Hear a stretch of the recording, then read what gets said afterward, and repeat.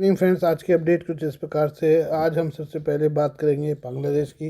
बांग्लादेश के army chief general वकार उस जमा ने कहा कि देश की कानून व्यवस्था का ध्यान सेना रखेगी। उन्होंने कहा कि कानून व्यवस्था बनाए रखने के लिए सेना काम कर रही है। अब बांग्लादेश को एक चुनी हुई सरकार मिलने तक इस भूमिका में बनी रहेगी। जमा ने सोमवार को सावर कैंटोनमेंट में एक फायरिंग प्रतियोगिता के कार्यक्रम में बोलते हुए ये बात कही। जमा का यह बयान ऐसे समय आया है जब बांग्लादेश की मोहम्मद यूनूस की नेतृत्व वाली अंतरिम सरकार कई मुद्दों पर घिरी हुई है। इसमें कानून व्यवस्था भी एक मुद्दा है। भारत की ओर से भी बांग्लादेश की स्थिति को लेकर कई बार चिंता जाहिर की जा चुकी है। इसमें बांग्लादेश की कानून व्यवस्था के साथ ही द्विपक्षीय रिश्ते भी हैं। भारत विदेश मंत्री एस जयशंकर ने शनिवार को ही बांग्लादेश को चेताते हुए कहा कि अगर ढाका की चाहत दिल्ली के साथ अच्छा रिश्ता रखने की है तो इस पर अमल भी करे। भारत को बार बार हर बात के लिए दोष देने से चीज़ें ठीक नहीं होंगी। भारत ने बांग्लादेश में अल्पसंख्यकों के साथ बर्ताव पर भी ढाका को कई दफ़ा चेताया है। ढाका ट्रिब्यून की रिपोर्ट के मुताबिक सेना प्रमुख जमा ने जोर देकर कहा कि फ़ौज का यह फ़र्ज बनता है कि वो शांति और व्यवस्था बनाए रखे। उन्होंने कहा, हमने शुरू में सोचा था कि यह काम जल्दी पूरा हो जाएगा और हम कैंटोनमेंट लौट जाएंगे, लेकिन चीज़ें समय ले रही हैं। हम लंबे समय से काम कर रहे हैं। इस समय हमें धैर्य रखना चाहिए और अपने पेशेवर जिम्मेदारियों को पूरी लगन और अनुशासन के साथ निभाना चाहिए। सेना की ओर से बल प्रयोग पर जमान ने कहा कि सुरक्षा बलों को ताकत के इस्तेमाल से बचना चाहिए। बल प्रयोग तभी किया जाए जब बहुत ज़रूरी हो। उन्हें फिलहाल कहा कि चीज़ें ठीक होती हुई दिख रही हैं। हालांकि जब तक देश को सरकार नहीं मिलती, सेना अपना काम करती रहेगी। बांग्लादेश में बीते साल शेख हसीना के तख्तापलट के समय से ही सेना अहम भूमिका में है। ऐसे में जमा के बयान को यूनुस पर कतरने की कोशिश की तरह भी देखा जा रहा है। बांग्लादेश के सेना प्रमुख ने बीते कुछ समय में लगातार देश की राजनीति पर बात की है। हाल ही में प्रथम आलोक को दिए इंटरव्यू ने कहा था कि हम शांतिपूर्ण वातावरण चाहते हैं। बांग्लादेश की अर्थव्यवस्था और सामाजिक विकास के लिए शांति और स्थिरता महत्वपूर्ण है। साथ ही उन्होंने देश में एक महत्वपूर्ण सरकार के होने पर भी जोर दिया है। आइए हम बात करें पाकिस्तान और चीन ने बलूचिस्तान के ग्वादर शहर को दुबई की तरह से अत्याधुनिक शहर बनाने का ऐलान किया था। चीन ने ग्वादर में अरबों डॉलर की सीपीसी योजना को शुरू किया।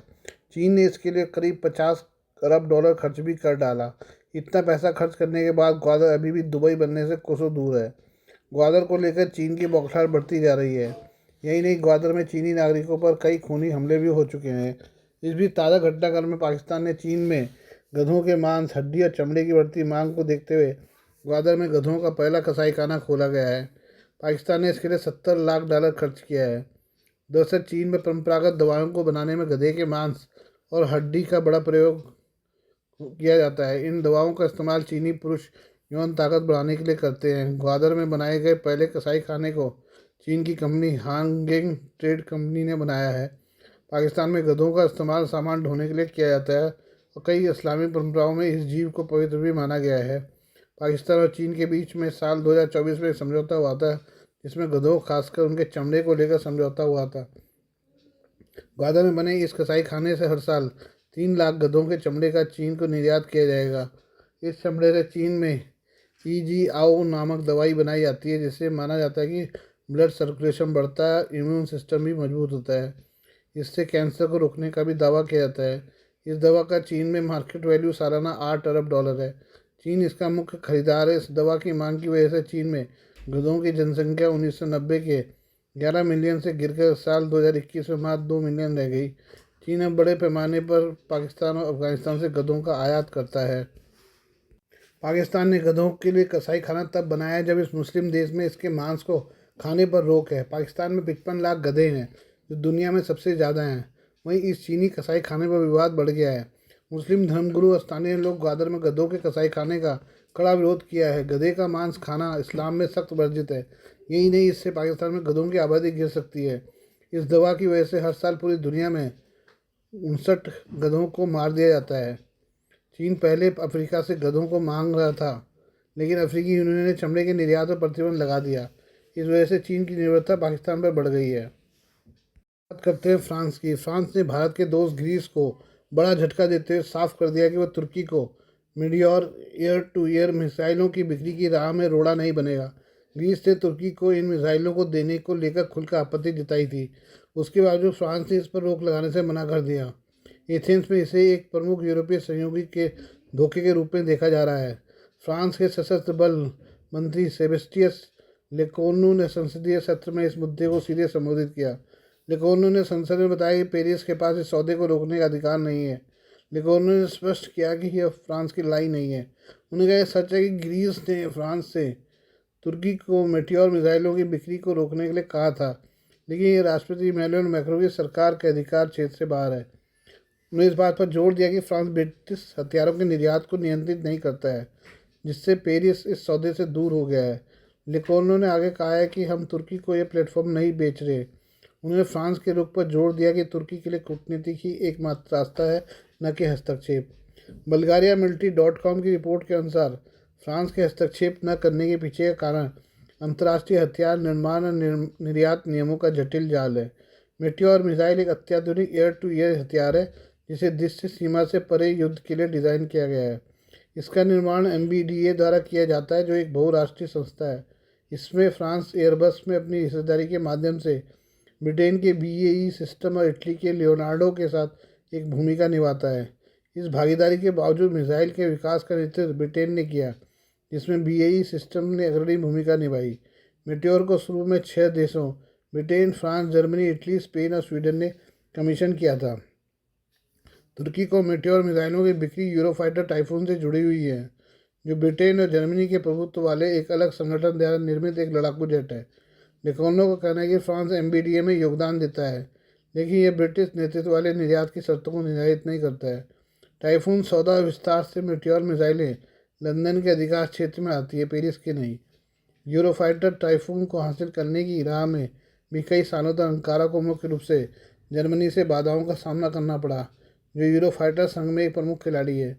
जर्मनी ने मानवाधिकार संबंधी चिंताओं और सीरिया में अंकारा के सैन्य अभियानों के कारण तुर्की को हथियारों की बिक्री पर रोक लगा दी थी।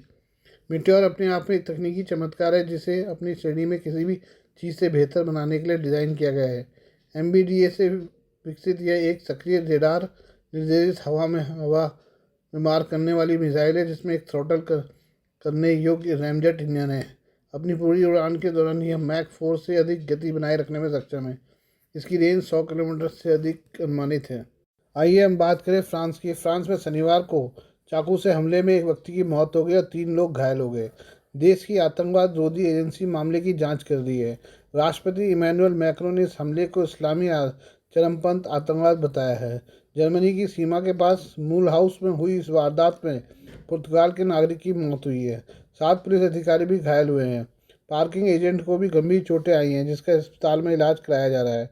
हिरासत में लिए गए 4 हमलावरों में एक संदिग्ध की पहचान 47 साल के अल्जीरियाई नागरिक ब्राहिम ए के रूप में हुई है। मानसिक रोग सिजोफ्रेनिया से पीड़ित इस शख्स को फ्रांसीसी गृह मंत्री ब्रूनो रिटेलो ने इस्लामी चरमपंथी बताया है। पूरे घटनाक्रम पर अभियोजन पक्ष ने बताया कि संदिग्ध हमलावर के अलावा उसके परिवार के 2 सदस्यों और उसे शरण देने वाले व्यक्ति को भी हिरासत में लिया गया है।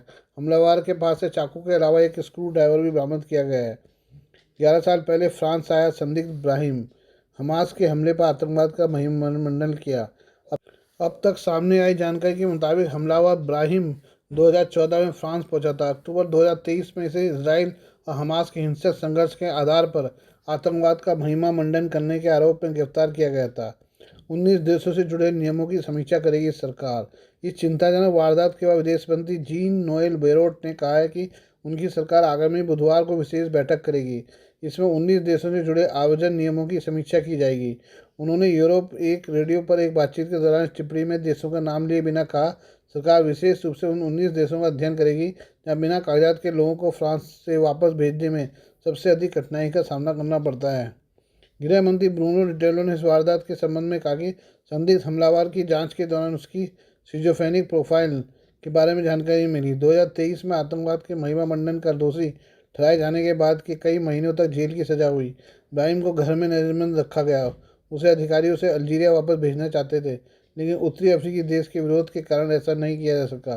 फ्रांस सरकार ने इसकी कड़ी आलोचना भी की।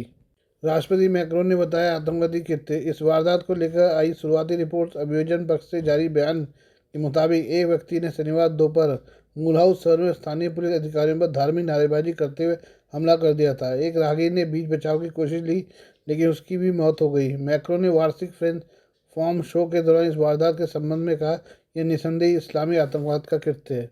ये बात करें बांग्लादेश की।